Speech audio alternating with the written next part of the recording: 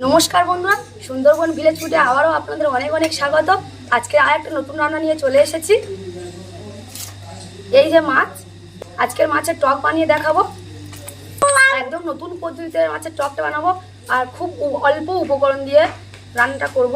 আপনারা সম্পূর্ণ ভিডিওটা দেখুন কিভাবে রান্নাটা করি। তো প্রথমে আমি মাছটা কেটে নেব। বন্ধুরা, এই রান্নাটার জন্য আমি এখানে একটা রুই মাছ নিয়েছি। আপনারা চাইলে যে কোনো মাছের মানে টাটকা ও দেশি মাছ দিয়ে রান্নাটা করতে পারেন।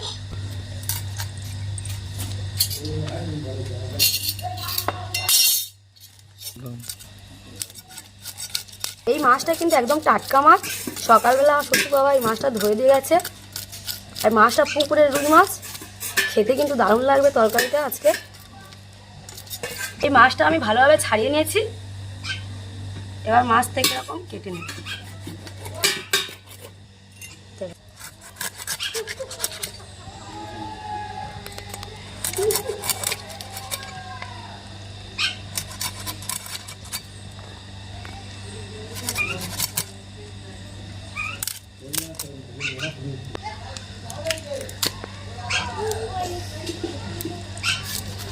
মাছটা একদম টাটকা, মাছের কানকো লাল হয়ে আছে। মাছগুলো আমার কাটা হয়ে গেছে। আমি এবার পুকুর থেকে ভালোভাবে মাছগুলো ধুয়ে নিয়ে আসবো।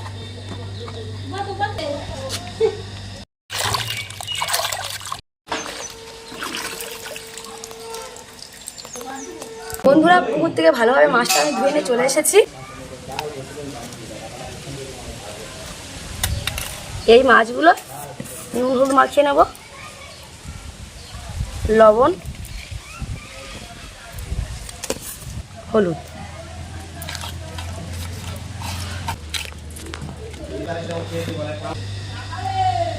করে নুন দিয়ে দিচ্ছি, মাছটা যাতে কড়ার গায়েতে না লেগে যায়।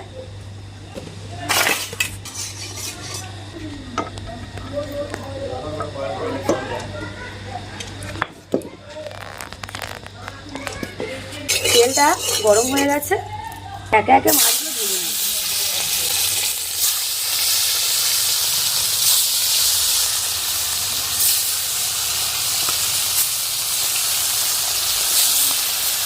মাছটা একটু হালকা করে ভেজে নেব, খুব বেশি ভাজবো না। আমার মাছ ভাজাটা হয়ে যাচ্ছে, আমি এবার মাছটা তুলে নেব।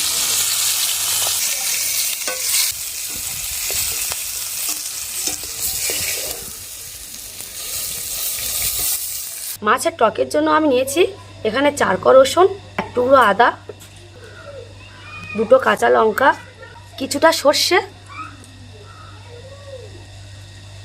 কিছুটা জিরে, অল্প করে দিয়ে দিচ্ছি টক দই। এগুলো আমি একসঙ্গে বেটে নেব।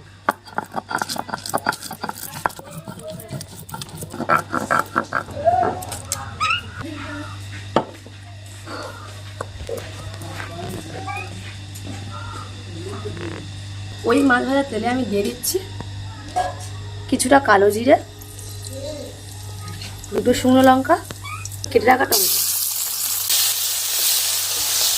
টমেটোটা এখানে ফুলে গেছে, আমি এর মধ্যে দিয়ে দেবো কেটে রাখা মশলাটা।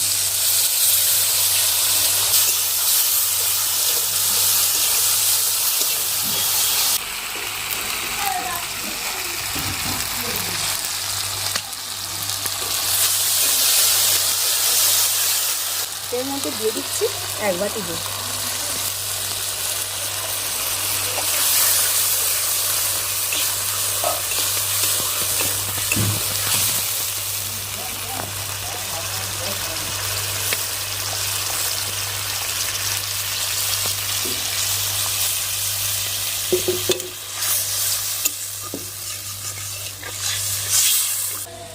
ঝোলটা যখন ফুটে আসবে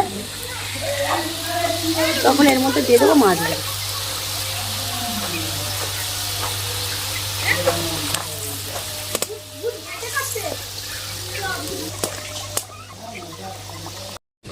আমি এই টকের জন্য এখানে 2টো লেবু কেটে নিয়েছি।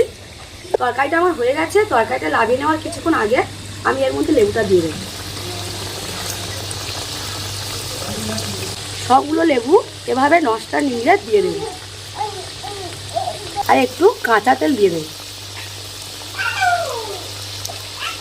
এই তেলটা ও লেবুটা দিতে আপনারা ভুলবেন না। এই টকের মূল উপকরণ এই লেবু আর তেলটা। তরকারিটা দেখতে কতটা সুন্দর হয়েছে দেখুন গ্রেভিটা। আমি এবার লাগিয়ে নেব।